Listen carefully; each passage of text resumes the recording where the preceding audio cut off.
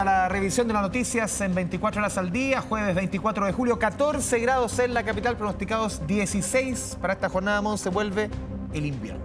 Así parece que vuelven las bajas temperaturas. Bueno, vamos con la noticia que ha marcado las últimas horas. Wildo Verdugo Díaz. Wilson, perdón. Sí. Toda la razón.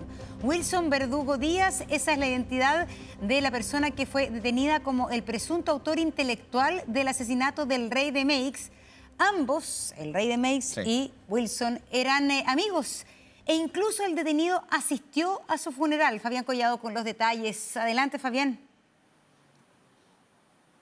Sí, ¿qué tal? ¿Cómo están? Monse, Andrés, muy buenas tardes. Hace instantes, el sujeto que ustedes están hablando ahora, hace algunos minutos, salió desde la tercera comisaría de Santiago, escoltado por los carabineros del OS9, rumbo a su audiencia de formalización de cargos, la cual va a comenzar a partir de las 4 de la tarde. ¿Quién es Wilson Verdugo? Aquí lo vimos cuando fue sacado en la tercera comisaría desde los calabozos hasta un vehículo policial para luego ser trasladado en un vehículo para su audiencia respectiva. Estamos hablando del dueño de dos restaurantes en la región metropolitana, en la comuna de Recoleta y también en la comuna de Providencia. La Vaquita Sabrosa, pues bien, en uno de ellos fue capturado en horas de la tarde de ayer por parte de los efectivos del OS9 por su vinculación con el asesinato de alias el Rey de Meix. Estamos hablando de José Felipe Reyes, quien fue asesinado por sicarios en la comuna de Ñuñoa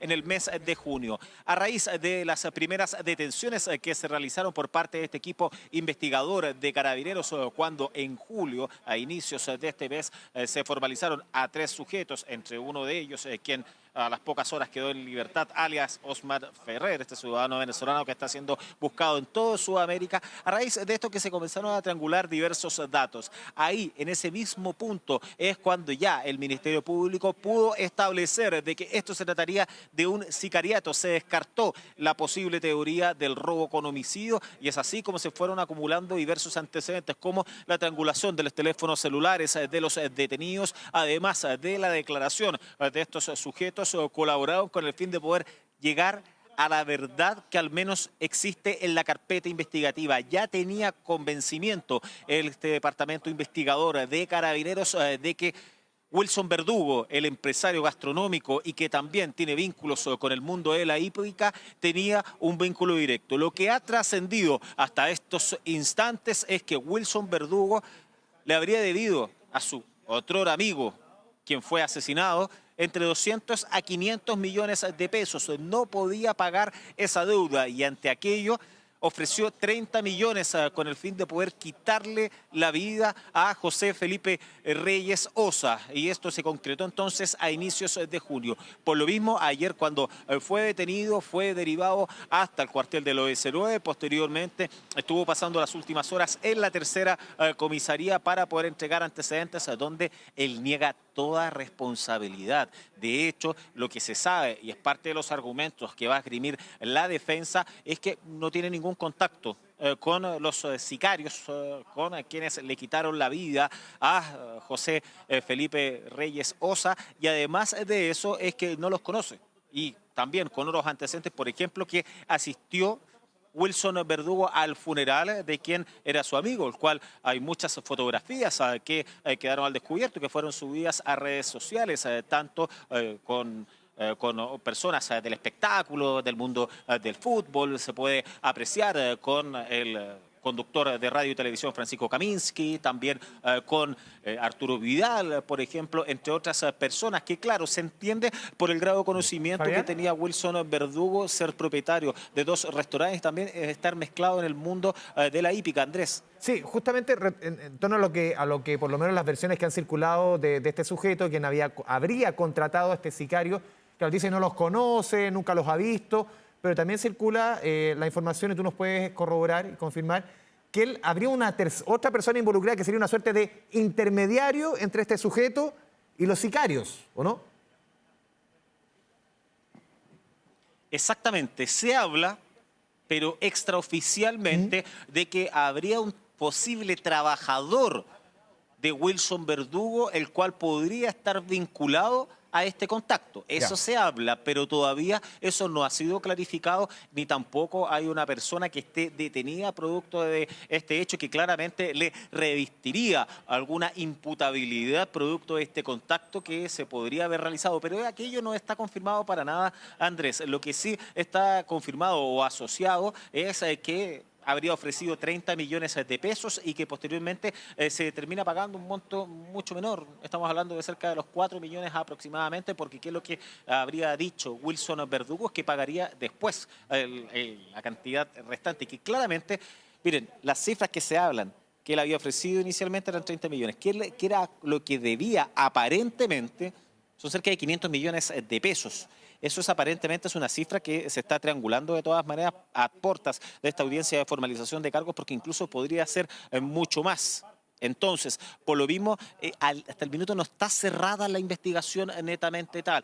Podría faltar eventualmente una persona, al menos la defensa en la que esgrima, que no lo conoce, y podría coincidir eso con ese antecedente de un posible trabajador del restaurante, de la Vaquita Sabrosa, que podría estar vinculado, y lo dejamos en condicional porque al menos Carabineros no lo tiene acreditado hasta estos instantes. ¿Qué es lo que pasa? ¿Qué es lo que sucede en este caso? Se conocerían hace bastante tiempo, hace bastantes años. De hecho, el denominado Rey de Meix, para poder identificar un poco, hay mucha gente que no lo conoce en el sector. Sabíamos la historia que abastecía a algunos comerciantes ambulantes, pero su seudónimo no iría por ser una persona connotada en ese sector de la comuna de Santiago, sino que más bien por el apellido Reyes, por eso, y que estaba asociado a Meix, es que lo calificaban como el Rey de Meix, estábamos hablando, y que además de eso habría hecho como prestamista, o sea, habría prestado dinero a varias personas, no tan solo a Wilson Verdugo, sino a otro círculo de personas las cuales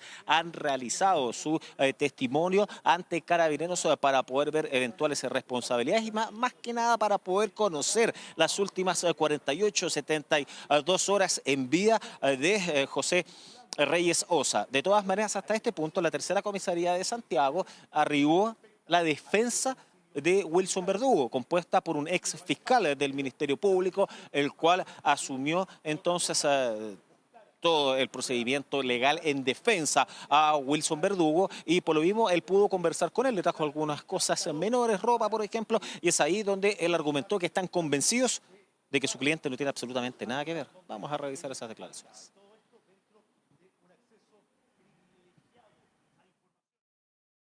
Él está detenido, efectivamente. La Fiscalía aún no nos entrega los antecedentes. Estamos a la espera de eso para poder ver con claridad cuáles son los antecedentes que tiene para la imputación. Mi cliente señala que es inocente. Estamos recabando algunos antecedentes para acreditar eso. Y esperamos en la tarde poder entregarlos todos en la audiencia y ahí podemos conversar. Yo por ahora les puedo adelantar que él no tiene ninguna participación en los hechos que se le atribuyan. Ninguna.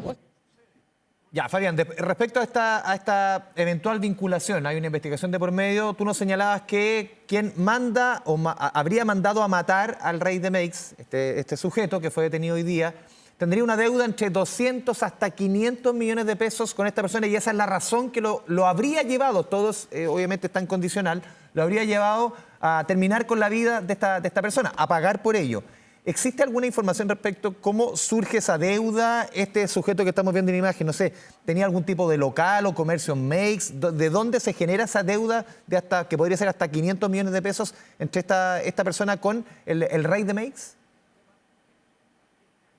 Mira, me confirman una cifra que es mucho mayor, ¿Ya? 1.025 millones de pesos. Ya. Esa es la cifra que me confirman en más de estos $1 millón instantes. ¿Ya? O sea, sería una cifra muy alta. Pero esto no tendría vinculación con el barrio Meix. Ojo, porque reiteramos en ese caso, el Rey de Meix era denominado así, según lo que nos dicen, netamente por el apellido, porque tenía alguna vinculación. Pero lo que sí sabíamos hace algunos días era que no era bien conocido, no era una persona que la gente ni del comercio legal e ilegal lo conocieran, sabieran de quién se trataba. No, para nada. Pero sí esto podría estar vinculado a posibles apuestas que estaría asociado Wilson Verdugo, eso es lo que se sabe hasta el momento, podría estar asociado. ¿Por qué? Porque le vamos a contar respecto al rubro del detenido.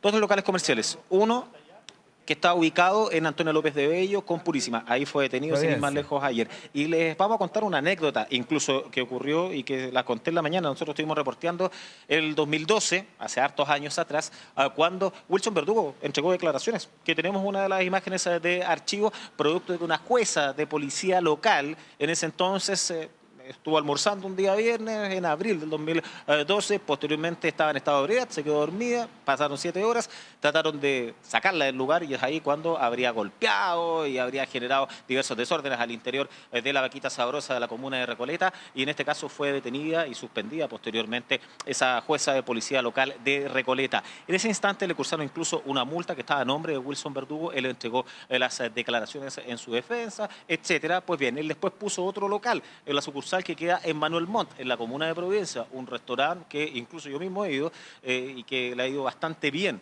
Sumado a eso es que estaba mezclado con la hípica, tendría caballos. Sin ir más lejos, hay uno de sus caballos que se llama la Vaquita Sabrosa, por ejemplo, y que lo pudimos observar a través de diversos registros que ustedes lo están viendo en pantalla posiblemente, donde él sale con varios de los equinos, por ejemplo, y que ahí es donde el grado de conocimiento que tenía con muchas personas era bastante amplio. Sin ir más lejos, por ejemplo, el nexo con Arturo Vidal. Está claro y evidente que es por el mundo de la hípica y que Arturo Vidal había ido a sus restaurantes. Pues bien, respecto puntualmente por qué se mantenía esta deuda es lo que se desconoce. Sí que eran muy amigos, eran muy cercanos, sin ir más lejos, entre José Reyes Osa y también el detenido, se pueden ver registros incluso bailando, disfrutando en fiestas. Pues bien, otro punto importante, interesante dentro de la investigación es la información que surgió ayer. Y estamos hablando del conocido conductor de radio, televisión, periodista Francisco Kaminsky. Ustedes se preguntarán, ¿qué tiene que ver Kaminsky en todo esto? Se ven algunos de los registros con las dos personas, tanto víctima como detenido. Pues bien, así es como el conocido conductor de radio y televisión, según lo que él dice, habría tenido algunos negocios, habría realizado algunas labores en conjunto con alias El Rey de Meix. Y por eso es que ellos habían tenido un círculo bastante cercano, pero con Wilson Verdugo no eran amigos. Él lo conocía solamente por el nexo con José Reyes Osa. De todas maneras, ha trascendido otra información que Francisco Kaminsky le debía plata también, como ejercía este amigo, su amigo, quien es la víctima, como prestamista también le había pasado un monto de dinero importante. Esa información incluso trascendió de la misma familia de la víctima. Esos antecedentes fueron recopilados por parte de los 19, fue citado a declarar en calidad de testigo. ¿Por qué? Porque menos de 24 horas, un poco antes de la muerte de José Reyes Osa, hubo un llamado telefónico a Francisco Kaminsky.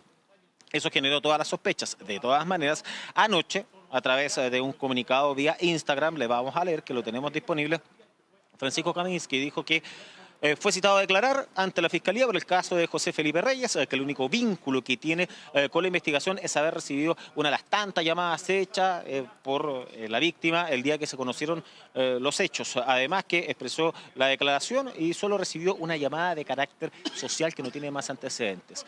En el buenos días a todos, tuvieron un contacto telefónico con Francisco Kaminsky, lo estuvimos esperando en la radio Corazón, donde él trabaja después de su programa, pero él argumentó que no le permitió entregar declaraciones, al menos en ese sector, ahí en la avenida Leodoro Yáñez, pero posteriormente llamó telefónicamente a nuestro programa Buenos Días a Todos. Escuchemos. Claro, yo recibí una llamada de él en la mañana y fue muy así como siempre, buena onda, preocupado por mí, cómo estaba, cómo va con tus cosas. Y yo le pregunto a él cómo va con sus cosas. Bien, aquí me vuelvo a Viña, ya la otra semana nos tomamos un café, ya a ver si nos juntamos por ahí, hablemos la próxima semana. Ya, vale, chao.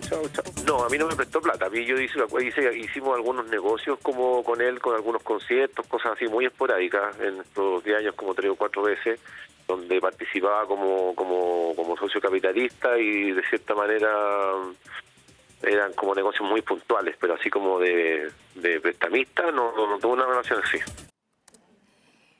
Sí, hay que completar también esa declaración porque él dice, no me prestó plata, pero luego en esa entrevista que tuvimos en la mañana, el Buenos Días a Todos, dice que él, como Francisco Kaminsky, quedó debiéndole plata. Que de hecho este último negocio que habían hecho no había funcionado tan bien y que entonces Francisco Kaminsky le quedó debiendo plata a el llamado Rey de Meix y que incluso él había llegado a un acuerdo para pagarle esa plata en octubre cuando Francisco Kaminsky hiciera otro negocio que él esperaba que le fuera bien. Esto porque se ha empezado, la verdad, que a conocer que el Rey de Meix lo que oficiaba más que nada era de prestamista de mucha gente. Entonces, ¿qué hay detrás de todo esto? Porque, y lo que decías tú, ¿de dónde sacaba la plata el Rey de Meix para hacer estos préstamos? Porque aparentemente, tú lo dices, Fabián, la actividad económica que él generaba no era para hacer estos préstamos, por ejemplo, del monto que tú nos señales que le habría hecho eventualmente a Wilson Verdugo. Ahí hay algo, hay muchas aristas que investigar. No, exactamente. Claro. No, sí, Monse. Además que también hay que hacer la relación de que pese a que abastecía a ciertos comerciantes ambulantes, no era una cosa masificada, no era que todos los comerciantes ambulantes supieran, sino que era uno más solamente. Otro punto, factor importante respecto a esto, bueno, la familia, algunas declaraciones que estuvo entregando, la familia de José Reyes Sosa, es que hace la razón derechamente de que le prestó plata y no se la devolvió. Así de tajante fueron ellos al comentar, dejando por el suelo la versión de Francisco Kaminsky. Por otro lado, hay cierta información que ha surgido, pero que esta obviamente se va a confirmar dentro de la audiencia de formalización de cargos, es que en algún minuto habrían sido socios.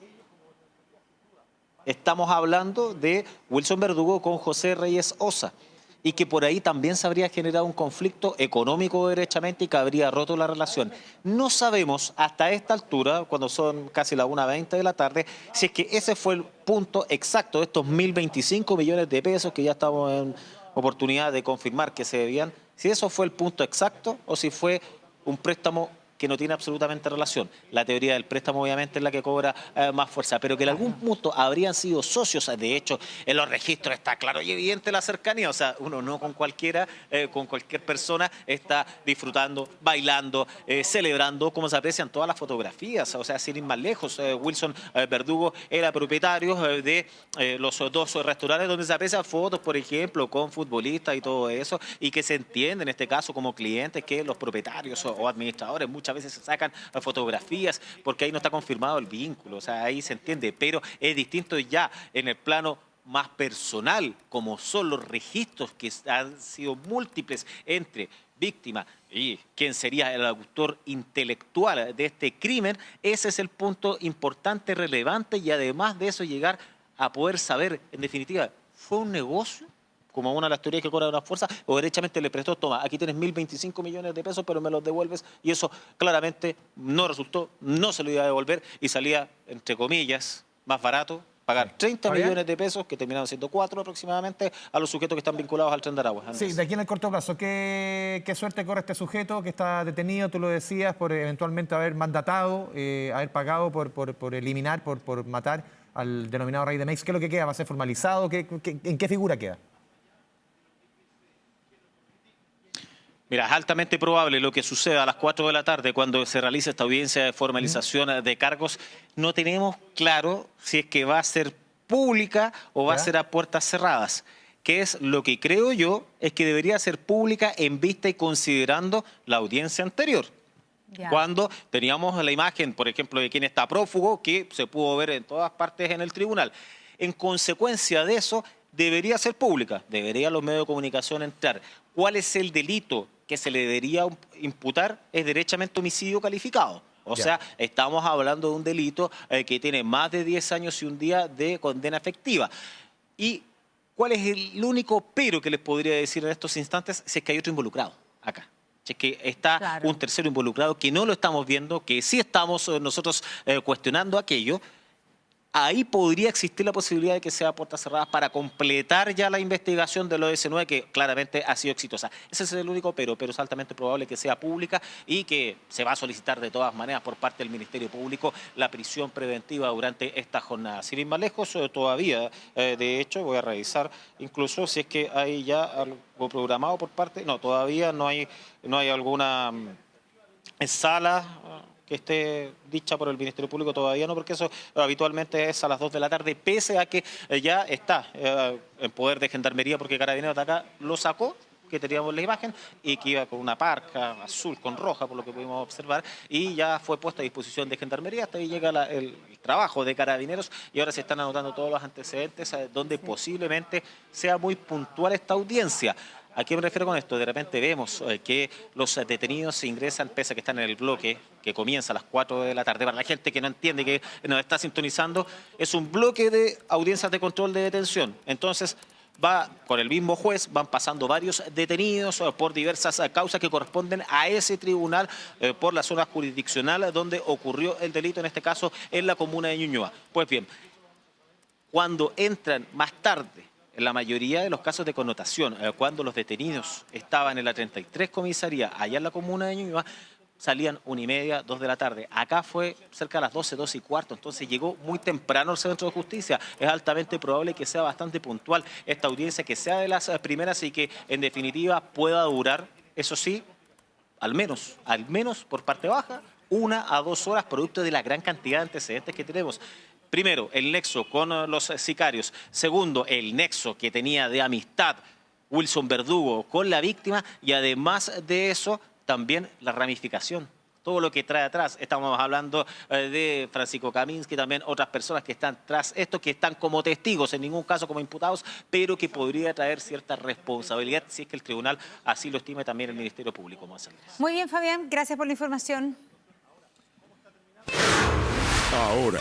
Sí, vamos con las imágenes que han marcado la jornada. Lo vemos ahí en la región del Biobío. Al menos 10 casas afectadas, más de 50 damnificados. Dejó un gran incendio en Concepción. El siniestro comenzó en una bodega de ropa usada. Luis Yáñez con esta noticia que ha concentrado sobre todo la actividad de todas las compañías de bomberos del Gran Concepción durante esta jornada. Luis, tenemos en imagen. Buenas tardes. Hola, buenas tardes. Así es, muy temprano se inició este siniestro, según lo que conversábamos con los vecinos. A eso de las 7 de la mañana sintieron algún humo, algún aroma extraño. Pero todo se desató a eso de las 9 de la mañana en esta bodega que tengo acá a mis espaldas, Racks United, que contenía 20.000 fardos de ropa usada, de esta ropa que viene desde el extranjero y que se comercializa. Se empezó a quemar sin control, lamentablemente, tal como lo indicó Senapred ayer, se venía un frente de mal tiempo muy complicado con ráfagas de viento de hasta 60 kilómetros por hora, y eso hizo que tanto el fuego se avivara como también la columna de humo tóxico se trasladara hacia el centro de Concepción. Fue una situación muy dramática que en principio solamente fue atacada por la totalidad de los cuerpos bomberos de Concepción, pero a raíz de su complejidad lo que ellos hicieron fue solicitar al ente regional que llamara a todas las compañías del Gran Concepción. Eso quiere decir que estuvieron presentes tanto el cuerpo de bomberos de Talcahuano, el de Hualpén, el de Chiguayante, el de Penco y por supuesto el de Talcahuano. Fue una situación que se hizo doblemente compleja, puesto que esta bodega está en un sector residencial, es una enorme bodega y había alrededor de 30 casas y locales comerciales que empezaron a correr peligro. Por eso era tanta la urgencia de que pudieran llegar los distintos cuerpos de bomberos para que pudieran atacar el fuego, con una complejidad extra que no habían demasiados grifos disponibles acá en la zona, que fue una de las grandes quejas que hicieron los vecinos. Lamentablemente, como tú muy bien señalabas, 10 son las casas que resultaron afectadas de distinto grado, así como también hubo 50 damnificados. Según el balance preliminar, hubo 13 lesionados leves en todo este combate del fuego. Respecto a los vecinos, ellos estaban muy desesperados, puesto que la situación se iba increciendo a medida que transcurrían las horas y sus casas se veían amenazadas. Escuchemos a estos vecinos que realmente la pasaron muy mal acá en el sector de Palomares, sector Chillancito de Palomares, en Concepción, región del Biobío. Mire, van a agarrar todas las casas. Mire cómo estoy aquí con los cilindros de mis vecinos para que no hay... ¡Ay, señor! ¿Pero cómo? Yo salí en pijama y en pantufla porque me avisaron del frente. De poquito el humito y yo le avisé al tiro a mi hermana porque no sabía, pues yo pensé que era la otra bodega y no, pues. Cuando empiezo a mirar ya empezó a agarrar todo, pues si las bombas llegan pero no tienen agua. Mucha preocupación por todo lo que está pasando, porque no solamente una empresa que se está quemando, sino que hay muchas viviendas acá y toda gente de clase media también. Luis, lo veíamos en tu trabajo la mañana, lo conversamos en Canal 24 Horas también con Felipe Jara respecto a la falta de agua. Fue un punto que subrayaste tú, los vecinos, autoridades, la falta de grifo. En una zona, insistimos muchas veces, que no es una zona de campamento, sino que un barrio tradicional, un barrio de casas de infraestructura de excelente calidad. Entonces, en el fondo, la falta de grifo, la falta de agua fue un elemento fundamental que perjudicó por lo menos el trabajo inicial para extinguir la llama. Sí, así fue una situación bastante complicada, puesto que muy tempranamente el agua se acabó. Los distintos carros de bomberos de Talcahuano, de Concepción, que fueron alrededor de 20, se quedaron muy tempranamente sin agua, y eso hizo que los mismos vecinos estuvieran trabajando con baldes para apagar los cercos medianeros para que no pasara el fuego hacia sus viviendas. Afortunadamente, en poco tiempo llegaron los distintos carros de los cuerpos de bomberos aledaños con carros aljibes, y con eso se pudo normalizar la situación. Sin embargo, eso es un dolor muy profundo por parte de los vecinos. Ellos dijeron que en situaciones anteriores habían denunciado la falta de grifos para una población que no es una toma, como habíamos señalado en los despechos en la mañana, sino que es una población constituida con casas de material, y les extrañaba mucho que habiendo una densidad poblacional grande, los grifos no fueran necesarios, y solamente pudo controlarse medianamente esta situación, que, ojo, continúa, solamente está contenido el fuego a esta hora, luego de 4 horas de combate. Ellos se quejaban de esta situación de falta de agua acá en Ahora, es importante señalar que aquí habían 20.000 fardos, y esos 20.000 fardos indudablemente hicieron que esta nube tóxica se trasladara por todo Concepción. Sí, Luis Yáñez, seguimos contigo, pero vamos a otro punto justamente de este incendio. Conectamos con Felipe Jara. Hola, sí, ¿cómo están? Muy buenas tardes. Nosotros estamos en otro sector, calle Santa Sofía, donde en este momento, en este preciso instante, se está concentrando en este lugar todo el trabajo por parte de los bomberos, de los voluntarios, de los diferentes cuerpos de bomberos que han llegado justamente a combatir este siniestro. Pueden ver ustedes en la imagen en vivo de mi compañero Jonathan Espel la densa columna de humo que hay en este sector. De hecho, la visibilidad que nosotros tenemos acá es probablemente de unos 5 a 6 metros y no más que eso. Bomberos están trabajando acá en diferentes puntos. En este mismo lugar es probable que ustedes no lo vayan a notar en la imagen en vivo por esta densa columna de humo, pero está trabajando en este lugar. Hay 2 escaleras telescópicas de bomberos que están precisamente trabajando en este lugar. Se los decía, no sé si alcanzan a divisar esa imagen, ese trabajo en la imagen en vivo que estamos transmitiendo en este momento producto del humo, pero en este momento se está concentrando el combate principalmente desde arriba, desde las alturas, para intentar contener este incendio. Nosotros hace muy pocos minutos elevamos un dron en este lugar y pudimos ver como hace 20 minutos aproximadamente todavía había fuego al interior de esta bodega, lo que demuestra lo difícil, lo complejo que ha sido para los voluntarios de los diferentes cuerpos de bomberos contener este incendio. Claro, el tipo de material que hay al interior es un material muy inflamable. Es por eso que hasta esta hora, pasadas ya varias horas desde que se inició esta emergencia, continúa el trabajo de los cuerpos de bomberos sin poder a esta hora tener completamente controlada esta emergencia. Se sigue trabajando acá en este lugar, en este momento ya están operando estas escaleras telescópicas. Y fíjense, otro antecedente que nos proporcionaba un vecino con el que hablamos hace muy pocos minutos, que es de una de las casas que están en la parte posterior, en donde hay, de hecho, viviendas que están afectadas, y que nos decía que hace algunas semanas habían tenido problemas eléctricos ahí en ese sector, que estaban tratando de arreglar no en las casas, sino que en la bodega. Ese vecino entrega ese antecedente, así que es algo que se va a tener que evidentemente indagar en la investigación que va a comenzar a partir de este incendio. Sí, los escucho. Sí, Felipe, la verdad es que vemos ahí que está trabajando bomberos intensamente, pero también vemos algunas imágenes con vecinos que con un baldecito de agua tratan de ayudar. Es decir, evidentemente acá hay un problema, obviamente con el agua, y con la duda que uno siempre tiene, si estas bodegas tienen permiso para funcionar como bodegas. Porque yo creo que los incendios que hemos visto en las últimas semanas siempre son bodegas que no tienen permiso y que están al lado de viviendas. Entonces uno dice, realmente esta bodega, porque son peligrosas las bodegas, especialmente porque es una construcción dedicada al almacenaje y tiene que tener medidas de seguridad para resguardar las viviendas de al lado. Entonces no sé si efectivamente esta bodega contaba con la autorización para funcionar como tal. Sí, claro. Mira, de hecho, ¿sabes qué? Nosotros conversamos también con otros vecinos muy cerca de aquí del lugar donde estamos. Ellos ya no están acá en este lugar, se fueron. Pero ¿sabes qué?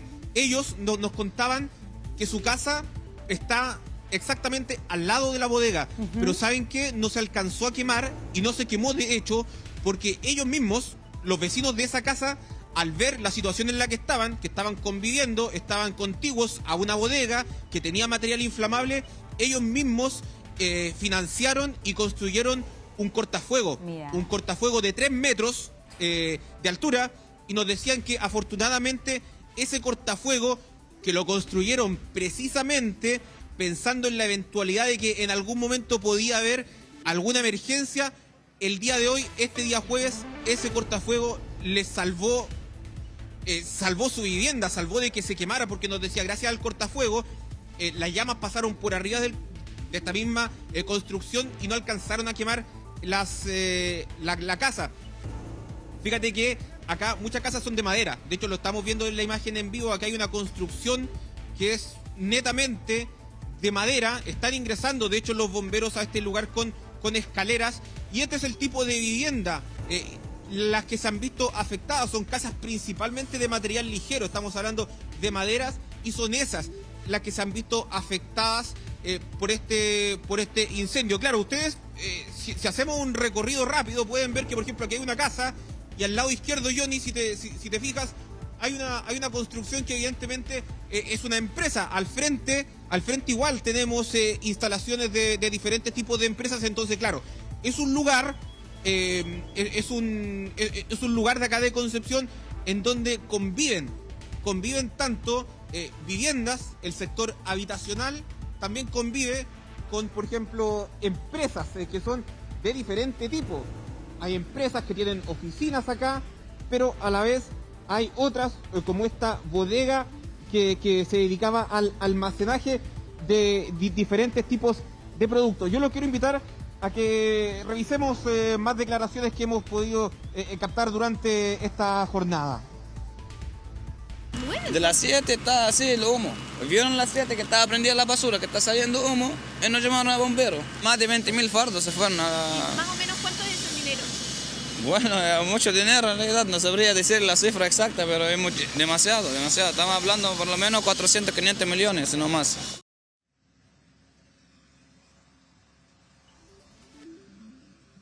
Ustedes pueden ver en la imagen en vivo lo que les comentaba al principio de este despacho, la densa nube de humo que hay justamente acá en este lugar. Nosotros estamos con mascarillas porque la verdad que de no ser por estos elementos de protección personal sería imposible estar acá en este lugar debido al intenso humo y al denso humo que está brotando precisamente desde esta bodega, en donde continúa el trabajo por parte de los equipos de bomberos, donde ya son una decena de casas las que lamentablemente se han visto afectadas, pero esto hay que decir también que es un balance preliminar.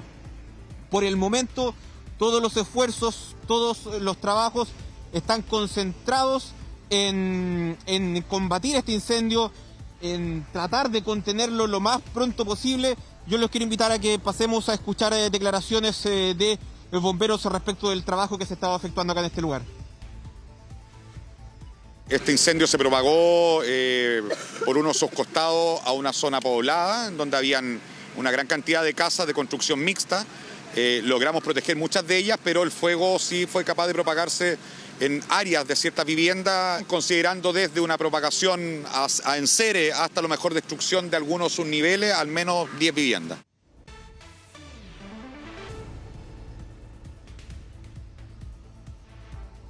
Sí, ese es el balance que ha entregado bomberos. Nosotros estamos, nos logramos acercar, se ha dispersado un poco el humo acá en este lugar. Y claro, este es el punto precisamente. Pueden ver ustedes cómo, de hecho, vecinos están todavía realizando este proceso de evacuación. Disculpa, hablaba contigo antes, tú me decías que ustedes afortunadamente lograron construir un cortafuego. No sé cómo está la situación todavía. Están bomberos en el cortafuego tirando agua hacia el otro lado, pero está todo inundado, todo destrozado con el agua. Este cortafuego ustedes lo construyeron ustedes mismos, ¿cierto? Pensando en que esto podía ocurrir en algún momento. Sí, porque hay hasta empresas a los lados, por eso. ¿Sabes si la empresa tenía permiso? ¿Ya lograron sacar todo de su vivienda? Ropa nomás, eso es lo que nos interesaba, lo demás con el agua todo jodido, ¿no? Está todo mojado dentro. Y andamos buscando una gata, por si encuentran una. ¿Una gatita? Sí. Teníamos varios gatos, salvamos a varios, pero nos falta uno, así que si lo puede pillar. Se les perdió. Sí. Si ven una gata por ahí, no avisa. Disculpa, que me hace una pregunta, Sí, te escucho. ¿Él sabe si la empresa tenía permiso para funcionar como bodega? Sí. ¿Ustedes saben si es que la empresa tenía permiso, autorización para funcionar en ese lugar? No tenemos idea, la verdad. Pero funcionaba hace años, ¿cierto? Sí, ya bastantes años que ya esa empresa. Antes era un colegio, ahora se volvió lo de la ropa y... Pero la empresa llegó después de que ustedes vivían, llegó después que ustedes. Sí, pues nosotros vivimos toda la vida acá, más de 80 años. ¿Cuántos años debe llevar? No, 6 años. Ya, bueno, te dejamos, muchas gracias, muy amable, pero bueno, ahí escuchábamos Imagínate que era un colegio de vino en este vecino bodega. que precisamente de la casa. Impresionante. Exacto, claro. Se lo decía yo, es un lugar donde conviven las empresas con las casas, con las viviendas, pero claro, acá los vecinos estaban primero, había un colegio, y en el lugar donde antiguamente había un colegio, lo decía el vecino, ahora hay una bodega que se dedica, claro, al almacenaje de este tipo de productos, de fardos de ropa, y que fue en donde precisamente comenzó este incendio. Ahora, claro, habrá que indagar cuáles son las causas posteriores a esto. Ya la sección de investigación de incendios de bomberos tendrá que determinar cómo fue que se inició este incendio, mientras acá continúa el trabajo de los diferentes cuerpos de bomberos del Gran Concepción. Ya, Felipe Jara, también con Luis Yáñez, con todo el reporte de este incendio ocurrido ya en el Biobío. Seguimos conectados ante cualquier contingencia, obviamente, que retomamos el contacto. Buenas tardes. Atención con lo siguiente, porque uno de los delincuentes que participó en el homicidio de un padre que, recordemos, acompañó a su hijo a vender un PlayStation en una plaza en Rancagua, se entregó y, por cierto, que ya está detenido. Leila Zapata con los detalles. Buenas tardes, Leila.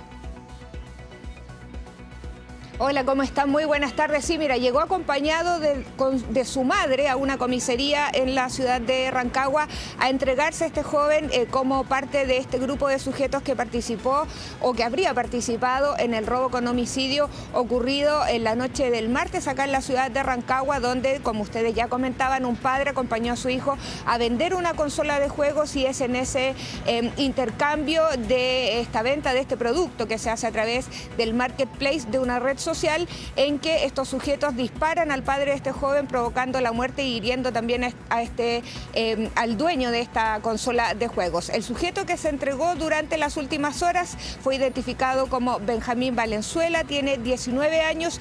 Durante esta jornada se realizó su control de detención. Su detención se amplió hasta el domingo, cuando va a ser formalizado, ya que la Fiscalía y también el OS9 de Carabineros trabajan en la identificación y el hallazgo del resto de los sujetos que habrían participado además en otros robos de similares características, ocupando la misma técnica, citando a sus víctimas a través de la compra-venta de productos en redes sociales y asaltándolos una vez que concretan la reunión. Vamos a escuchar declaraciones de parte del Ministerio Público, también de la Defensoría Penal, respecto a la ampliación de la detención de este sujeto, quien, según su defensa, está colaborando con la indagatoria de la Fiscalía. Hay una persona detenida por su posible vinculación y solicitamos una ampliación de la detención, la cual el tribunal acogió, ampliando esa detención hasta el día domingo. El día de hoy a mi representado todavía no se le imputa ningún cargo, se le amplió la detención porque existen diligencias que están pendientes. Está dispuesto a colaborar justamente con la investigación, él señala su inocencia. Ahí estaban parte de las declaraciones en torno a este caso, que ha sido declarado en reserva por parte del Ministerio Público en torno precisamente a todas estas diligencias que está realizando el OS9 de Carabineros para dar con el resto de los sujetos. De hecho, se mantiene en reserva cuántos son la totalidad de sujetos que se buscan y cuál habría sido la participación de cada uno de ellos. En paralelo, el municipio de Rancagua se presentó ante el Tribunal de Garantías de la ciudad de Rancagua, valga la redundancia, a presentar una querella contra todos quienes resulten responsables de este violento robo con homicidio. Escuchamos al alcalde de la capital de la región de O'Higgins. Hemos tomado la decisión también de hacernos presente y presentar la querella correspondiente para sumarla a los antecedentes y a la investigación que está llevando a cabo la Fiscalía. Es por eso que el día de hoy ya hemos ingresado la querella formal contra quienes resulten responsables, por supuesto, por los delitos de homicidio que han existido y sobre todo en el espacio público de nuestra ciudad. Se revisan cámaras de seguridad, también se analizan las declaraciones que está prestando este imputado, que ha quedado en manos del Ministerio Público para poder avanzar en la indagatoria que busca establecer cómo se produjo este robo con homicidio, si ellos eventualmente tienen participación en otros delitos de similares características acá en la región de O'Higgins, y cuál va a ser el futuro judicial de este joven, que finalmente va a ser formalizado el domingo ante el Tribunal de Garantías de la ciudad de Rancagua. Muy bien, Leila, buenas tardes. Y en la información de la política, en un nuevo cara a cara, hoy volvieron a enfrentarse los candidatos presidenciales del Partido Republicano, José Antonio Kast, y del oficialismo, la exministra del Trabajo, Janet Jara. ¿Cuáles son los principales puntos que marcaron este nuevo debate? Agustina Álvarez, con los detalles hasta ahora. Agustina, buenas tardes. ¿Cómo estás, Andrés? Muy buenas tardes. Un debate que, solo para poner en contexto, venía antecedido por otro realizado el día martes en Frutillar, y en donde la ironía, las indirectas fueron protagonistas, y hay que decirlo en esta oportunidad también. La gran diferencia fue que Evelyn Matei se excusó debido a problemas en su agenda, según nos confirmaron desde su comando, pero los dos candidatos que vienen liderando las encuestas estuvieron presentes e incluso trajeron a colación frases que fueron replicadas del día martes. Una de ellas, por ejemplo, de la candidata del oficialismo, Janet Jara, en donde decía: en mi gobierno no los vamos a expropiar. Ahí es cuando José Antonio Kast dice: hay promesas varias que se hacen, pero hay muchas que no se pueden cumplir, decía el candidato republicano, en donde también abordó nuevamente la inseguridad en el país, y en donde acusó también nuevamente a la candidata Janet Jara de tratar a los delincuentes con amor. Janet Jara muy poquito tiempo se demoró en responderle al candidato republicano, y en donde acá apuntó a su rol como ministra, y también lo comparó a lo que ella había hecho, por ejemplo, y lo que había hecho José Antonio Kast cuando fue parlamentario por 16 años. Ella dijo: acá veo varias caras conocidas y es por eso de que yo puedo dialogar. Vamos a pasar a escuchar ese desencuentro que hubo sobre el escenario en este nuevo debate. A mí, y seguramente a muchos de ustedes, les causa indignación cuando escuchan que hay que dialogar con terroristas, cuando hay que tratar con amor a los delincuentes. A los criminales no hay que tratarlos con amor, hay que tratarlos con justicia, pero con mano firme. Y en estos meses se van a discutir muchas promesas, muchas propuestas, y ustedes van a escuchar muchas promesas. muchas, en toda la línea, incluso que no los van a expropiar. Yo el único compromiso que hago con ustedes es que vamos a recuperar la seguridad en Chile.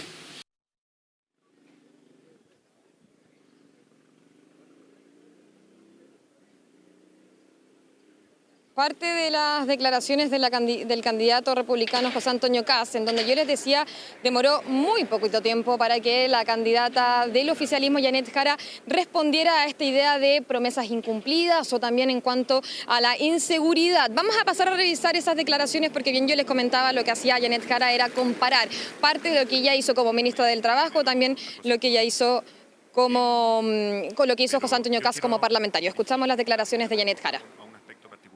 Si bien veo muchas caras conocidas y amigas con las cuales hemos trabajado en cosas concretas, no en promesas, en cosas en las que no hemos podido poner de acuerdo y sacarlas adelante, no solo en expectativas, no había tenido oportunidad de reunirme con todas y todos juntos. Y valoro enormemente el trabajo que pudimos hacer en estos 3 años. Yo no he sido diputada, como José Antonio, que fue 8 años diputado, 8 años trabajando en el Parlamento.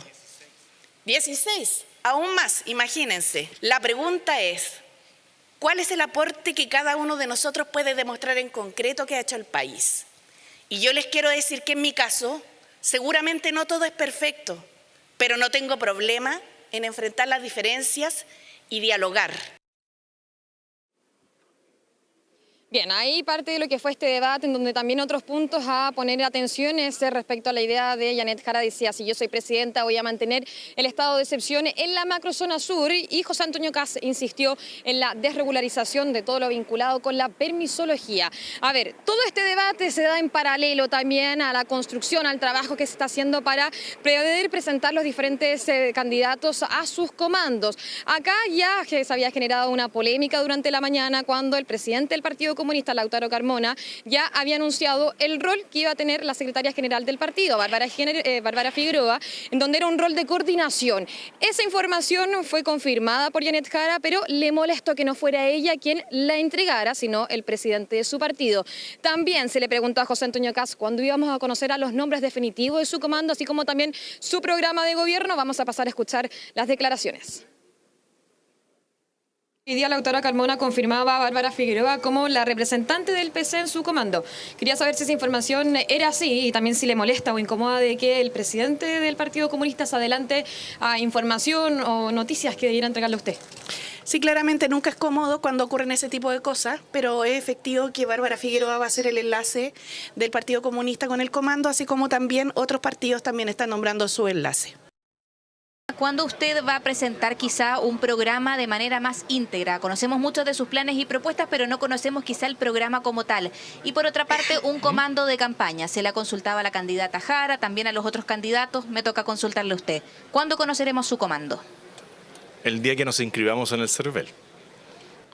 Y eso va a depender en parte del pacto electoral que hoy día tenemos, junto con el Partido Social Cristiano y el Partido Nacional Libertario.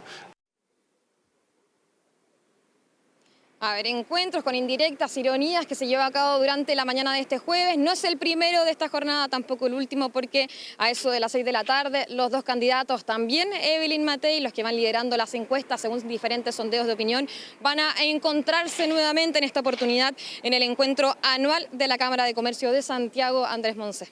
Agustina querida, sin duda un día especial para ti, porque hoy día nos deja la Agustina, después de 6 años trabajando en este lugar que te acogimos, Agu, te recibimos a hacer la práctica, sé que estás emocionada. Tu jefe me dijo que yo te dirigiera estas palabras, obviamente de parte de todo el equipo, el departamento de prensa. Te vimos llegar chiquitita, entre comillas, pero eres grande, hiciste grandes trabajos, un desempeño tremendo, 6 años en política, los últimos 6 años, ¿qué años? Lo más lindo de parte, eres cruzada de corazón, compartimos muchas cosas ahí. Pero de verdad, Agu, un placer tenerte, esta siempre va a ser tu casa. Mucha suerte en tus proyectos, en lo que viene. De verdad, de parte, no solamente del equipo de política, de todo este departamento de prensa, un abrazo gigante. Fue un honor tenerte y ojalá vuelvas. Así es, Agustina, mucha suerte en estos bonitos proyectos también que comienzas. Y yo creo que es verdad, un talento que pasas en cámara, que ha sido muy bueno, yo creo, para todo el departamento tenerte en terreno, en política, también en la conducción. Así que aprovechar también que tú te despidas de toda la gente que te ve a diario. Sí, no, muchas gracias. La verdad que estas son simplemente lágrimas de alegría. Agradecerle al canal, a TVN, por ser parte de mi familia, sin duda, mi lugar seguro. Agradecerle a mi equipo, al Nacho, la Nacha, en La Moneda, la Mari, en el Congreso, Poirot, la Gise, Joaco, a mi amiga querida Vale Reyes, a Andrés, Monza, a los que están en el switch que durante el principio de este año me acompañaron con mucha paciencia cuando también los acompañé a ustedes durante la mañana. Y también a todos mis compañeros, ese es el valor que tiene TVN, el trabajo que hacemos todos los días y que tiene que ser respetado, querido y sobre todo valorado. Así que muchísimas gracias por estos 6 años, fueron los más lindos sin duda de mi carrera. Ahora lo voy a decir bien, esto no es un adiós, esto es un hasta pronto.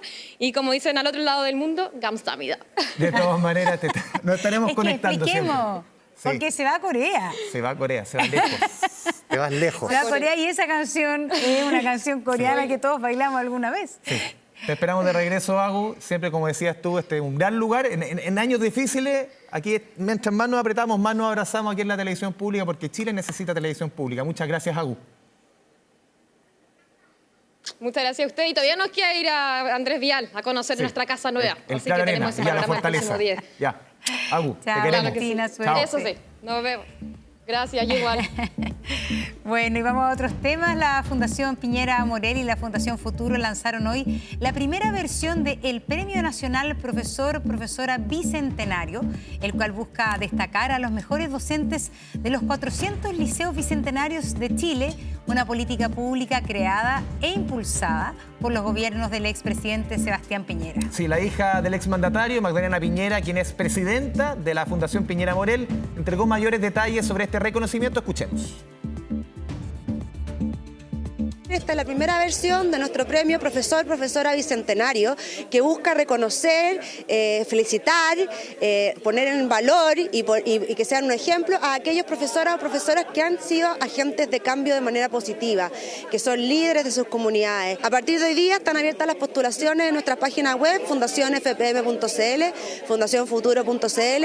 Vamos a cerrar las postulaciones en un mes más, el 26 de agosto, y vamos a anunciar a los 5 finalistas el 16 de octubre en el marco del Día del Profesor. Los 5 finalistas van a recibir un fondo de $1 millón para poder desarrollar un proyecto educativo y el primer lugar se va a llevar un diplomado que se va a hacer de liderazgo educativo en la Universidad del Desarrollo y también una estadía de 5 días para 6 personas en un centro turístico en la comuna de Futrono, porque los profesores también se merecen descansar y vivir con sus familias, con sus amigos. Así es. Se merecen los descansos de los profesores que Sobre todo las profesoras, digo yo. Es verdad. Bueno, les contamos que el 36,5% de los adultos mayores no sabe usar de manera autónoma las aplicaciones del banco en línea. Para combatir esta problemática, desde el gobierno se ha firmado un convenio para impulsar la inclusión digital a las personas de la tercera edad. Sofía Carrizo nos cuenta detalles. Sofía, buenas tardes.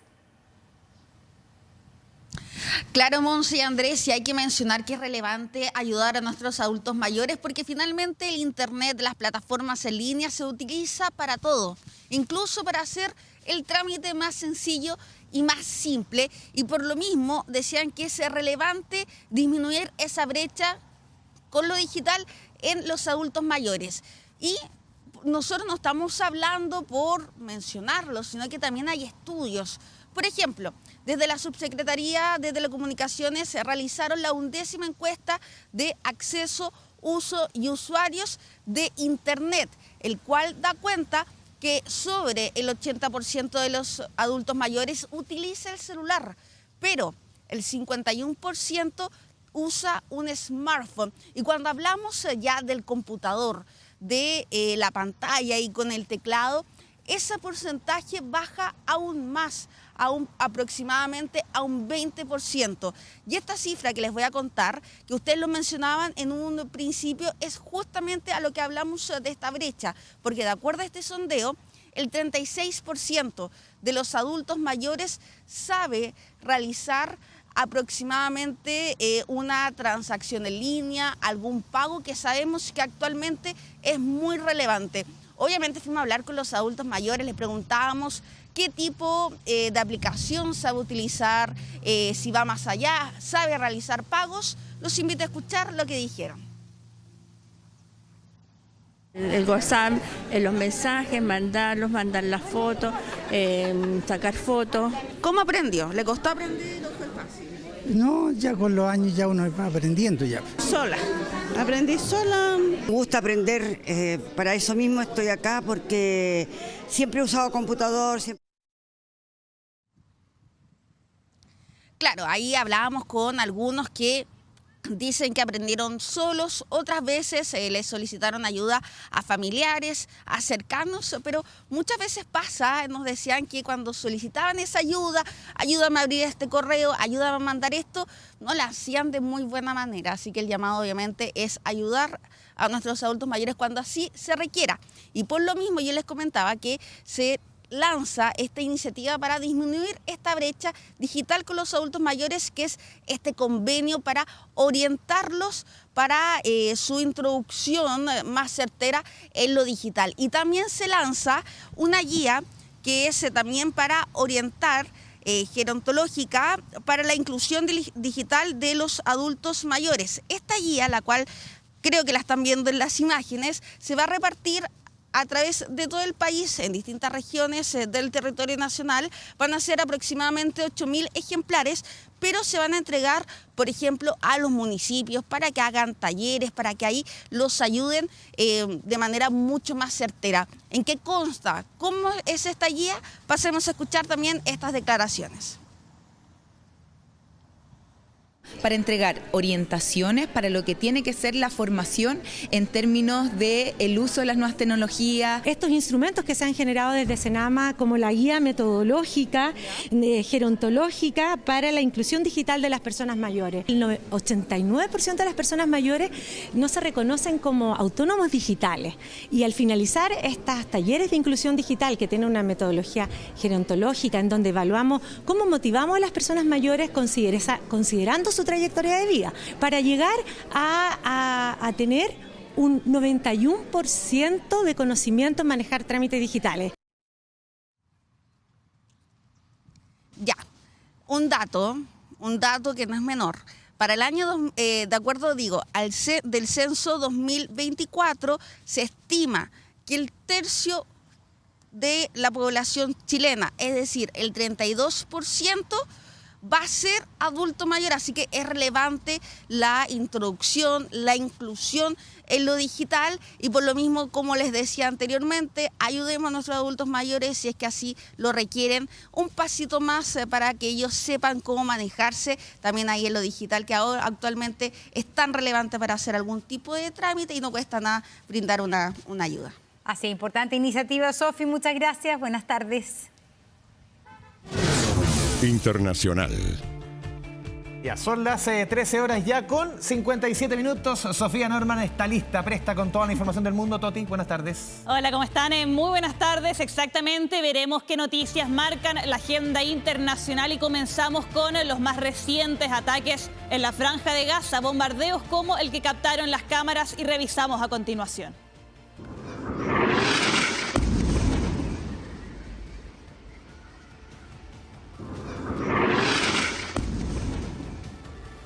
Y este ha sido uno de los tantos bombardeos que marcan las últimas 24 horas en el enclave palestino, con consecuencias como también vemos en los siguientes registros. Lamentablemente, estos ataques se dan en un contexto, además, en que una vez más se estancan las conversaciones para lograr un alto al fuego. ¿Esto por qué? Porque Israel y Estados Unidos anunciaron hace algunos minutos ya que retiraron a sus equipos negociadores de Qatar en medio de esta última presión para lograr un acuerdo de tregua en Gaza. Todo mientras siguen los ataques. Claro, el grupo armado palestino Hamas había confirmado ayer que había presentado su respuesta a los mediadores, a Estados Unidos, a Egipto, a Qatar, cuáles eran los puntos que ellos exigían para lograr un alto al fuego en el enclave. No se ha revelado el contenido, pero se habla de un periodo inicial de 60 días de tregua para seguir conversando y lograr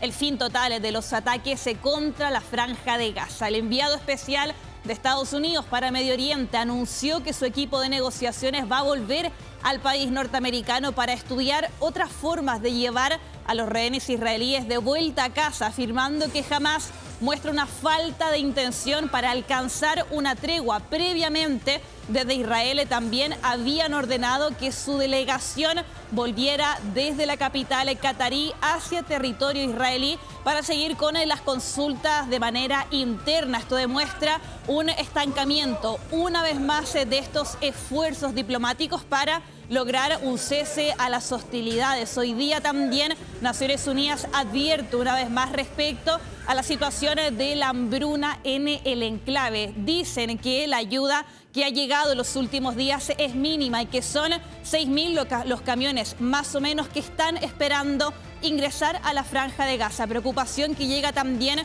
desde la Organización Mundial de la Salud. Habló su director general Tedros Adhanom y lo revisamos a continuación sus palabras. Las personas atrapadas en la zona de guerra que es Gaza se enfrentan a otra causa de muerte, además de las bombas y las balas, la hambruna. Desde el 17 de julio, los centros de desnutrición aguda grave están llenos, sin suficientes suministros para la alimentación de emergencia. La crisis del hambre se está acelerando por el colapso de las rutas de ayuda y las restricciones de acceso. Y es que en los últimos balances se eleva la cifra de personas que han muerto por desnutrición en Gaza. En las últimas 24 horas son 2 los gazatíes que han muerto por hambre, literalmente, elevando la cifra desde el inicio de la guerra a 113 palestinos que han muerto por desnutrición, pero un gran número durante esta semana. Solamente la preocupación lo escuchábamos desde la OMS, otras organizaciones también dentro de Naciones Unidas, y a nivel internacional estaremos actualizando esta información, porque también tenemos registros bien impactantes que nos llegan desde Rusia. Un avión con pasajeros se estrelló en una zona remota al este del país tras haber desaparecido de los radares. Se logró llegar a la zona que está ubicada en una región remota, montañosa, con mucho bosque también, y ese fue el escenario de este incidente. El vuelo perdió contacto con los controladores de tráfico aéreo mientras se aproximaba a su destino. Estaba a solo 15 kilómetros cuando desapareció de ese seguimiento. Todo esto en la región de Amur, fronteriza con China. Una inspección aérea, que es la que vemos en pantalla, mostró los restos del avión soviético AN-24, y ahí es cuando las autoridades rusas logran llegar a la zona y confirmar que las 49 personas a bordo habían perdido la vida, 43 pasajeros y 6 tripulantes. El Comité de Investigación de Transporte del país está barajando fallos en el funcionamiento. Por un lado, un error técnico, pero también errores humanos como causa de este accidente. Este además se marca el primer incidente fatal de aviación de pasajeros de Rusia desde julio del 2021, cuando un avión se estrelló en la región de Palana y murieron las 28 personas que iban a bordo. Estaremos esperando los resultados de esa investigación por parte de las autoridades rusas. Cambiamos completamente de tema, vamos a hablar de un nuevo conflicto que se suma a nivel internacional. Nos vamos a ir hasta el sudeste asiático con la tensión que se vive entre Tailandia y Camboya, una tensión fronteriza que incluye lo que vemos en imágenes, el lanzamiento de proyectiles, de cohetes desde Camboya, denuncia Tailandia, cayendo sobre zonas pobladas por civiles. Son al menos 12 las víctimas fatales que han sido confirmadas hasta el minuto. Todo esto es una tensión fronteriza que se remonta hace más de un siglo, cuando se trazaron los límites dentro de esta región, posterior a lo que fue la colonización francesa en la zona, en Camboya en específico. La mayoría de las víctimas fueron civiles en 3 provincias tailandesas, según informó el ejército de ese país, que también confirma varias personas heridas. Camboya hasta el minuto no ha sufrido bajas, según sus últimos balances. Ambas partes intercambiaron disparos durante las primeras horas del jueves, pero rápidamente esto se intensificó. Tailandia acusó a Camboya de disparar cohetes, los que recién veíamos en pantalla, mientras que el gobierno de Bangkok realizó ataques aéreos contra objetivos militares camboyanos.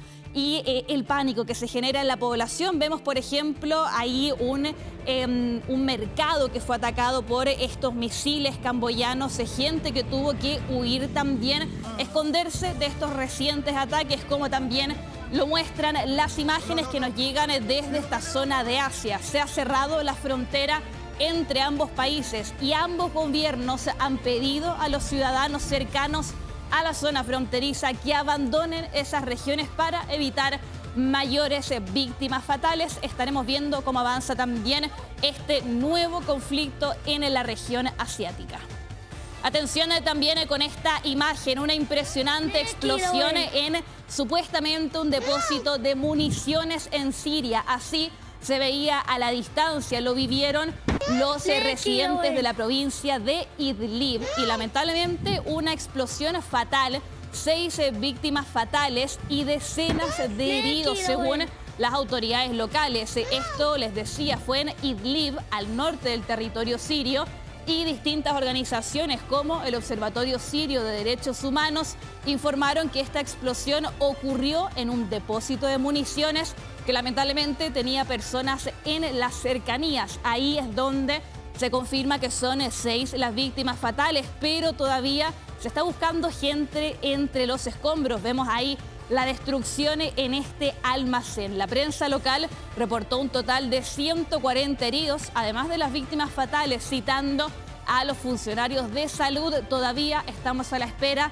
de la razón del incidente, por qué se da esta gran explosión fatal y que deja también a una cifra bastante importante de personas heridas. Estaremos también con nuestra mirada puesta en esta región de Siria.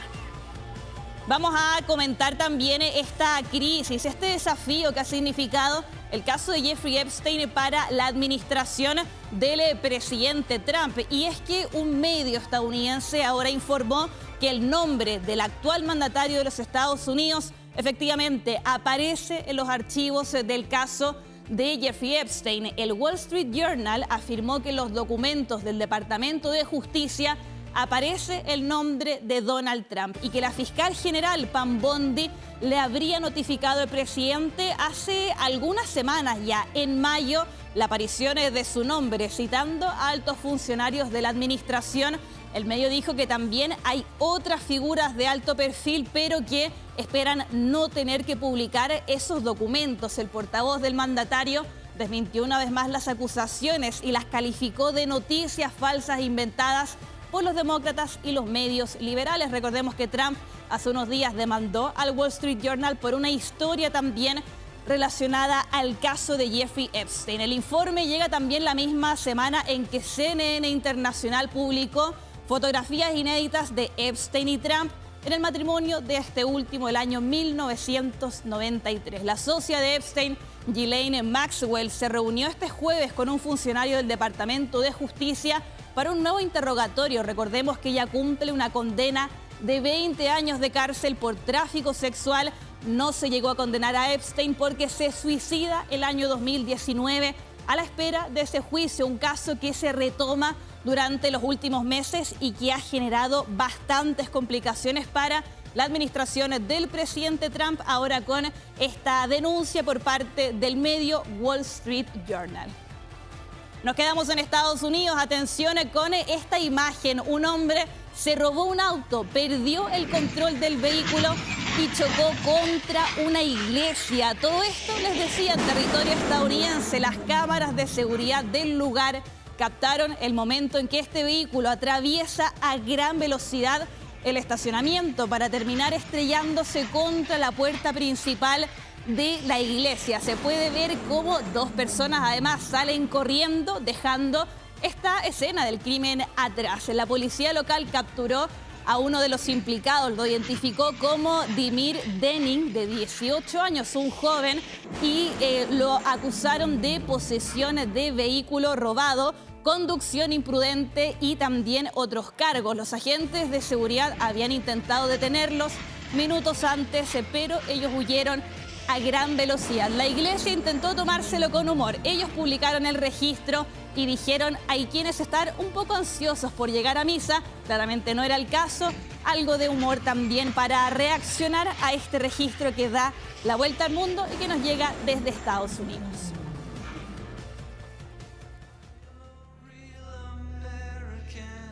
Y tenemos otras noticias que nos llegan desde el país norteamericano. Hoy día se confirma la muerte del personaje que vemos en la fotografía. Estamos hablando de Hulk Hogan. 71 años tenía esta leyenda de la lucha libre en Estados Unidos y también recientemente un fiel adherente del presidente Donald Trump. Esta es la canción icónica con la que ingresaba al ring y con ese típico traje amarillo y rojo, los colores, el bigote de todas maneras de Hulk Hogan. Esta es una noticia que confirmó en exclusiva TMZ, este medio estadounidense que afirma que este luchador murió a raíz de un paro cardíaco en su casa en Florida. Según los reportes, llegaron policías, paramédicos hasta su domicilio para después trasladarlo en camilla hasta una de las ambulancias. Después su representante confirma el fallecimiento de Hulk Hogan a los 71 años y dice que están desconsolados por un fallecimiento bastante inesperado. Claro, este es un tipo, claro, siempre identificado con la lucha libre, pero lo vemos, eso justamente, a esto quería ir. Sí. Un tipo que traspasó la disciplina, llegó al mundo del cine, en uno de los Rocky peleando con el inigualable Sly, con Sylvester Stallone. Uno podría hacer la referencia en los años 80, Hulk Hogan, el mismo Chuck Norris, también, que era como el Bruce Lee, pero de acá, de este lado del occidente, o Mario Baracus, yo me acuerdo de Mr. T, los magníficos, esos personajes, siempre la fuerza, la lucha, claro, la pelea, traspasaron obviamente sus disciplinas. Eso mismo también se le atribuye a Hulk Hogan, por eso se le habla de una leyenda, de un ícono de lo que fue la lucha libre. Se cree, o muchos creen, que él entre los 80 y los 90 sacó el fanatismo de solo los fanáticos de la lucha libre, que expandió un poco el gusto por la lucha libre, por este espectáculo. Ahí está y recordemos recordemos que él tenía una especie de movimiento, la Hulk manía también, que es un movimiento prácticamente en los Estados Unidos. Hulk Hogan hasta el día de hoy, si bien ya no luchaba, aunque lo hizo hasta después de los 50 años, generaba mucho adherente en territorio estadounidense. Estamos hablando de una larga carrera, fue campeón máximo en al menos 2 oportunidades. Y lo que estamos viendo, y lo que decías, Andrés, claro, no solamente en el ring real de la WWE, sino que también con apariciones en como camote Rocky. Claro, en Rocky 3, por ejemplo, en algunos spots publicitarios, por ejemplo, y ya más recientemente metiéndose un poco en la política. Veíamos las imágenes del principio, él participando de la convención republicana, mostrando su apoyo al ahora presidente, el entonces candidato Donald Trump, y muy al estilo de él. Él aparece con esa chaqueta, con el bigote casi platinado amarillo, muy clásico, y también en este espectáculo que siempre entregaba sobre los escenarios, se abre, se rompe la polera y aparece el Trump 2025, 2024-2025, haciendo campaña también como parte de sus últimas apariciones. Esto fue a finales del 2024, bastante desaparecido estuvo este tiempo. Hubo algunos rumores que estaba incluso en coma, lo descartó su familia, pero hoy día se confirma ya su muerte a los 71 años. Ahí vamos a ver el momento en que se rasga la polera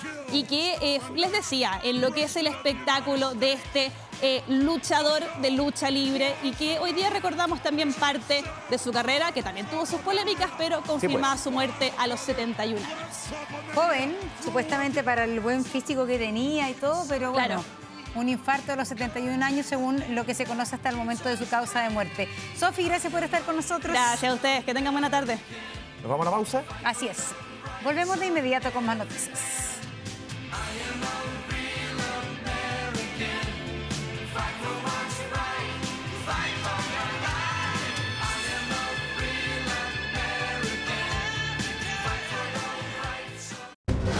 Ya volvemos con 24 horas al día. En medio de su visita a la región de Tarapacá, el presidente Gabriel Boric apuntó contra la organización criminal El Tren de Aragua y envió un mensaje directo a los delincuentes, asegurando que serán encontrados y que serán combatidos. Escuchemos al mandatario. Cuando entregamos las nuevas instalaciones de la PDI aquí en Alto Hospicio, tuve una reunión con el alto mando en donde me mostraron parte de la investigación que se estaba realizando al Tren de Aragua. Y esa investigación dio sus frutos y hoy logramos desarticular parte importante de la cúpula del Tren de Aragua en Chile. Y quiero que sepan, y acá un mensaje para los delincuentes, que donde estén los vamos a encontrar, donde estén los vamos a combatir. Este hospital lo que significa es presencia del Estado en el territorio. El local de la PDI, el establecimiento de la PDI significa presencia del Estado en el territorio. Y así vamos a ir recuperando esos lugares en donde hoy día campea la inseguridad. Porque frente a la delincuencia el Estado de Chile no se arrodilla, el Estado de Chile combate y vamos a ganar esta pelea. Nos vamos al norte del país. Los cielos de Calama fueron iluminados durante la madrugada tras la caída de basura espacial. Era más romántico en un momento. Sí, sonaba bonito. ¿Qué son? ¿De qué se trata esta basura espacial? Ángela Contreras, con los detalles. Ángela.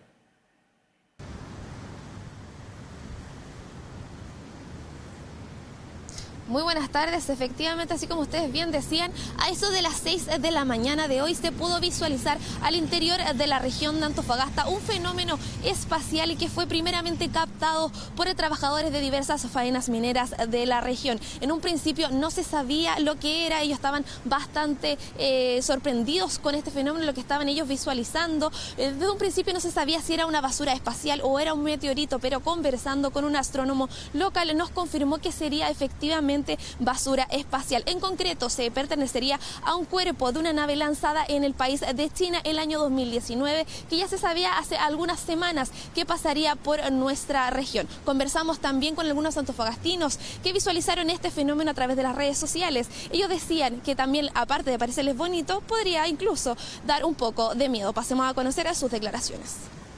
Obviamente un espectáculo maravilloso. Dicen que era basura que venía de arriba. Creo que me pareció un fenómeno bastante llamativo, muy bonito, pero a su vez me hizo recordar algunas películas, sinceramente, como, no sé, películas que sean de ciencia ficción. A mí me parecen bonitos, pero sí entenderle que a personas mayores sí les da miedo. Por ejemplo, a mi abuela le da miedo, cosas así. Bien, conversando también con un astrónomo local, nos contaba que este tipo de fenómenos, que sería basura espacial, no supondría un mayor peligro para la sociedad, dado que la tecnología espacial de los últimos años está diseñada para que efectivamente este tipo de fenómenos se desintegre en la atmósfera. Así que pasaremos a conocer las declaraciones al respecto del astrónomo de la Universidad de Antofagasta, Eduardo Hunda. Es basura espacial. Y en concreto es el cuerpo de un cohete que fue lanzado al espacio el año 2019 desde China, que puso en órbita un satélite de comunicaciones, pero ya hace unas semanas que se sabía que este cuerpo iba a hacer su reingreso. Había toda una trayectoria a lo largo de la superficie del planeta que nos decía lugares posibles donde se iba a poder observar. Recordar que estamos hablando de un fenómeno espacial que se pudo visualizar hoy a eso aproximadamente de las 6 de la mañana en la región de Antofagasta. Primeramente pudo ser visualizado por faeneros de distintas mineras que se están acá en la región, pero que después se pudo viralizar rápidamente en redes sociales. Esto sería una basura espacial que, como nos decía el astrónomo, no supone un mayor peligro para la sociedad. Pero dadas las condiciones de la región de Antofagasta, los cielos que serían los más despejados, los más limpios para ver este tipo de fenómenos en el mundo, es que se puede visualizar aquí en la región de Antofagasta este tipo de fenómeno, que también pudo haber sido visto tanto en Argentina como Perú, como incluso en el sur de Chile, pero dada también, aparte de las condiciones de los cielos, también pasaba por encima, por arriba de la región de Antofagasta y pudo ser visualizado de mejor forma en este lugar. No sería algo habitual en esta región, pero sí, dadas las condiciones, como decíamos, de los cielos, se da una mayor chance para que se puedan visualizar y captar este tipo de fenómenos que, recordemos, sería basura espacial. Ángela Contreras, desde tardes. la región de Antofagasta. Sí, muy buenas tardes. Bueno, les contamos que Carabineros logró rescatar a una mujer que fue secuestrada por su expareja. Ella estuvo dentro de un galpón donde fue amenazada de muerte. Fabián Collado, volvemos contigo y los detalles. Adelante, Fabián. Muy buenas tardes. Son los padres de la víctima, los cuales habrían recibido un mensaje, un WhatsApp, el cual su hija argumentaba que había sido retenida en contra de su voluntad en una imprenta que está ubicada en la comuna de Quinta Normal. Por lo mismo, su papá se dirigió hasta la tenencia Loesa de Carabineros, donde argumentó todo esto ante la policía uniformada, y es ahí donde se organizó todo un operativo. Quedó al descubierto que la joven de 22 años se había dirigido hasta donde desarrolla su trabajo habitualmente en la comuna de Pudahuel, en calle Miraflores, y su ex conviviente había ido hasta ese lugar, la habría retenido en contra de su voluntad. De hecho, la subió a un bus del transporte público y llegaron hasta una imprenta que está ubicada en la calle Doctor Lehuedé. Es en una de las habitaciones donde habitualmente pernoctaba este sujeto, el cual habría retenido en contra de su voluntad a la joven, y además de eso la habría golpeado, la habría arrastrado en el suelo, no le habría permitido salir por ningún motivo. Es así, es como en un descuido, es la víctima quien alcanza a mandar este mensaje a sus papás, y por lo mismo, cuando Carabineros arribó hasta el lugar donde estaba cautiva, el sujeto abrió la puerta e inmediatamente fue capturado por Carabineros, mientras que la joven fue llevada hasta un recinto asistencial con algunas lesiones. Vamos a revisar más antecedentes a continuación. Cuando la mujer iba saliendo de su jornada laboral, de su trabajo en la comuna de Pudahuel, llega este sujeto en un vehículo particular y la sube contra su voluntad de este vehículo y la traslada hasta el lugar indicado. Estaba retenida al interior del domicilio, el agresor la tenía bajo amenaza, la estaba agrediendo y estaba amenazándola con quitarle la vida. Bueno, de todas maneras, la joven de 22 años está con diversas lesiones, pero afortunadamente fuera de riesgo vital, y el sujeto, su ex conviviente de 20 años, es quien fue derivado hasta una comisaría del sector y posteriormente trasladado hasta el Centro de Justicia, donde se va a realizar su audiencia de formalización de cargos. Entonces, una situación muy compleja. Estuvo retenida por varias horas en contra de su voluntad, fue agredida violentamente por parte de su ex pareja, pero afortunadamente se encuentra en buenas condiciones de salud, mientras que el implicado durante los próximos minutos va a ser formalizado. Muy bien, Fabián, muchas gracias. Buenas tardes. Tu bolsillo. Ya son las 2 de la tarde con 28 minutos. Si le hago una pregunta a usted en su casa, si es que tiene vacaciones acumuladas. Muchas personas que por diversas razones no se toman todas las vacaciones. Hay algunos que tienen 2 semanas, 3 semanas, hasta 4 semanas. Algunos tenemos esa ventaja, entre comillas, los quizás llevan más tiempo trabajando en una misma empresa, pero se hizo un estudio, un ranking de la cantidad de personas, cuántos días tenemos acumulados, cuántos de los trabajadores tienen días acumulados, y sorprenden las cifras, ¿eh? Vamos con la primera gráfica que hemos preparado, este estudio de Fontana. A ver, 4 de cada 5 trabajadores, es decir, el 79%, tiene días acumulados. Da lo mismo la cantidad. 4 de cada 5, casi el 80% tiene días acumulados. Y si nos vamos quizás a este lado de la gráfica, 1 de cada 5, el 20%, pero 1 de cada 5 tiene 20 días o más. Es una cifra importante, sobre todo, dicen muchos expertos que esto puede significar un mayor costo para la empresa, mayor agotamiento para el trabajador. Son diversas razones, pero también cuáles son las explicaciones o qué hay detrás de postergar o no tomarse todos los días de vacaciones que una persona puede tener. Hay diversas razones y lo pasamos a revisar en la siguiente gráfica, de diversa índole. A ver, tener descansos más largos quizás, para, no sé, este año me tomo menos vacaciones, para el próximo quizás tomarme vacaciones más largas, quizás este año el bolsillo no está tan bien, el próximo podría estar mejor, es una razón. También no toma por alta carga de trabajo. Sucede mucho que las personas, al tener momentos de mucha estrés laboral, de mucha carga laboral, sencillamente deciden postergar o tomarse todas las vacaciones, sino que tomarse 1, 2 semanas y el resto irlo acumulando. Y también, otro dato que se da, falta reemplazo en las mismas empresas, sobre todo en las medianas, donde se da con mayor presencia este problema, la falta de un reemplazo para ese trabajador. Vamos con la siguiente estación, seguimos desglosando lo que yo les mencionaba al inicio. Esto al final trae diversas consecuencias para el trabajador y para la empresa. Para la empresa, un mayor costo. Se va acumulando obviamente el tema de las vacaciones y es un mayor costo que tiene la empresa. El riesgo también del agotamiento de los trabajadores. Tomar menos vacaciones, obviamente trae un mayor agotamiento y el efecto mayor también se da, lo que yo les decía, en empresas medianas. Y la última gráfica, después vamos a pasar a revisar declaraciones de trabajadores, trabajadoras, de quienes realizaron el estudio. 2 de cada 3 personas tiene agotamiento laboral por esta razón. Es decir, por las razones que nosotros decíamos, no se toma las vacaciones, no se toma todas las semanas que tiene, todos los días, posterga por ese motivo, y esto al final trasciende en un agotamiento laboral. Y este problema también es bien importante, pese a que muchas personas tienen políticas respecto a que las personas se tomen, sus trabajadores se tomen las vacaciones, más de la mitad de las empresas no comunica una política del tema. O sea, tienen las políticas, dicen, más o menos hay que ver de esta forma, el problema es que no se comunica bien. Lo decíamos al principio, el 80% de los trabajadores tiene hoy día días acumulados de vacaciones. ¿Qué es lo que está pasando? ¿Qué es lo que dice la gente, los trabajadores, trabajadoras? ¿Qué dicen los expertos? Pasemos a revisar. Todos los años van quedando días, porque yo tengo 43 años en la empresa y me corresponden cuántos días es compensatorio, o sea, compensatorio progresivo. Sí, pues. Progresivo, entonces a ti te dan 15 días lo que te dan. Entonces siempre te van quedando adentro. Sí, efectivamente, si uno no se toma, digamos, los días completos, siente como que le faltó un poquito de descanso. Claro, uno los va como parcializando, pero en realidad el cansancio como que queda. Tengo días acumulados que no me los he tomado. Puede ser como una semana, una cosa así, no es tanto tampoco.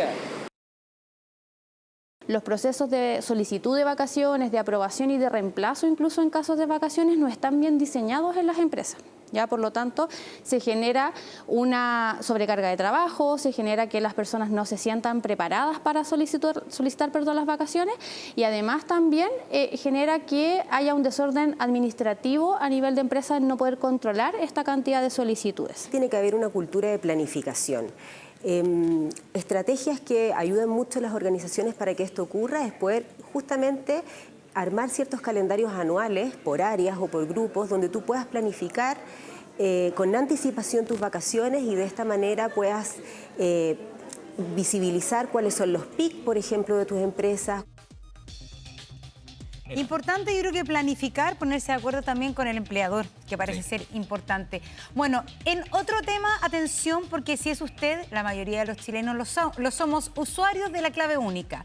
Bueno, hay que poner atención porque solo las entidades públicas y las AFP pueden solicitarla para realizar trámites. Esto ante el surgimiento de una aplicación que este documento pide para verificar, por ejemplo, tu currículum y acceder a tus datos. Felipe Gallegos con esta alerta. Felipe.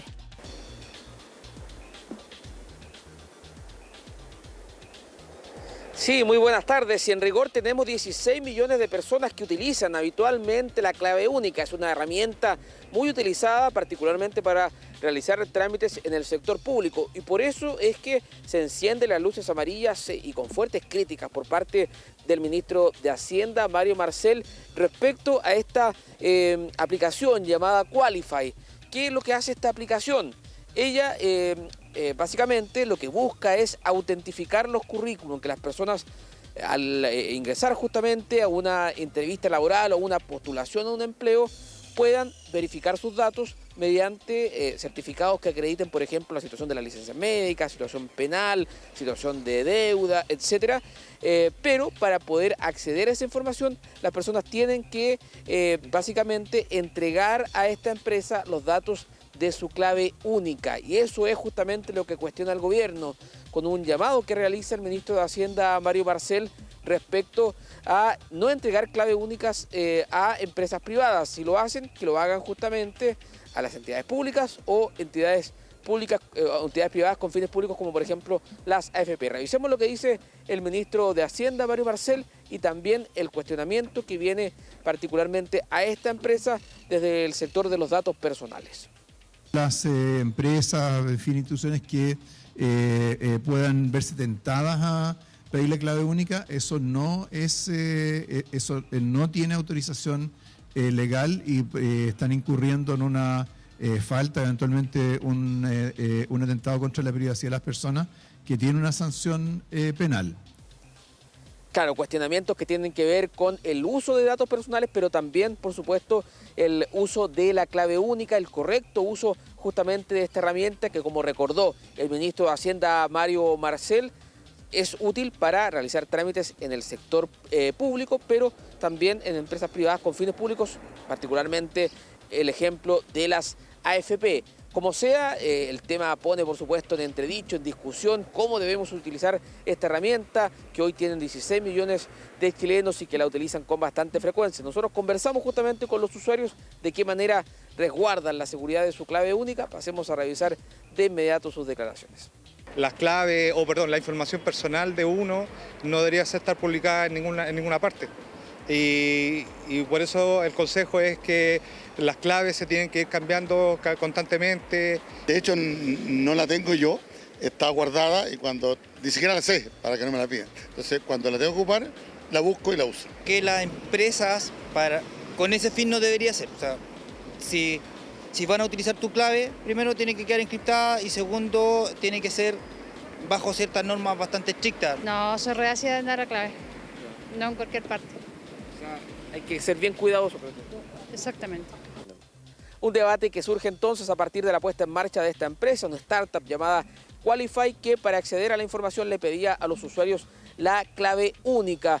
Como sea, el tema está escalando. De hecho, el Ministerio de Hacienda ofició a esta empresa, llevó los antecedentes también al Ministerio Público, mientras en el Congreso también se han levantado oficios y también proyectos de ley justamente para regular el uso de la clave única, un tema que también ha generado múltiples repercusiones en esta jornada tras los dichos del ministro de Hacienda, Mario Marcel. Súper importante la información, Felipe, gracias. Y con esto vamos a hacer una pausa, pero ¿escuchando a quién? A ídolo de... ella es ídola de todos y todas. Sí, ¿Estamos hablando de quién? Inspiración. J-Lo. Sí. J-Lo hoy día está de cumpleaños. 56. Lo que es mantenerse estupenda. Lo que es tantas cosas. Lo que es invertir. No, te lo dijo. Lo que es la plata bien invertida. No, ella sí que trabaja y trabaja duro. Pues, sí. Así es, J-Lo. Está de cumpleaños, nació un 24 de julio de 1969, 56 años. Waiting for Tonight. Estamos buena. ¿Dónde partimos nuestro paseo? Oye, mira que está despejadito en Antofagasta, está lindo, está celebrando bonito. A J-Lo hoy día en Antofagasta. La perla del norte. Así es. Prístino. ¿Cómo estará Coquimbo celebrando a J-Lo? Ahí está el Puerto Pirata. Ahí está como una brumita. Yo los saludo, nos vemos el domingo en Santa Laura. Tradicional. Después viene la sección de deportes. ¿Ya, Andrés? Nos adelante. Igual, déjame un saludo a toda la gente de Coquimbo, un gran cariño. Mira que está precioso el Quisco. Siempre está lindo el Quisco nublado. Es que la playa más despejado. Es la más linda de todas. Así es. Y del Quisco nos vamos a Punta Arenas. También se ve muy lindo. Está lindo en todas partes, ¿eh? Sí, hay nubecitas, pero parece un cuadro, una pintura ¿De quién sería? ¿De Gauguin? No, pues Gauguin nada que ver. No sé, pero estaba con los techitos de colores, parecía de Gauguin. ¿Ah, sí? Sí. ¿No? ¿Estuve mal? Se me olvidó el nombre del pintor. A la vuelta de la pausa, recuerda quién sería el pintor. Así es. Vamos a la pausa.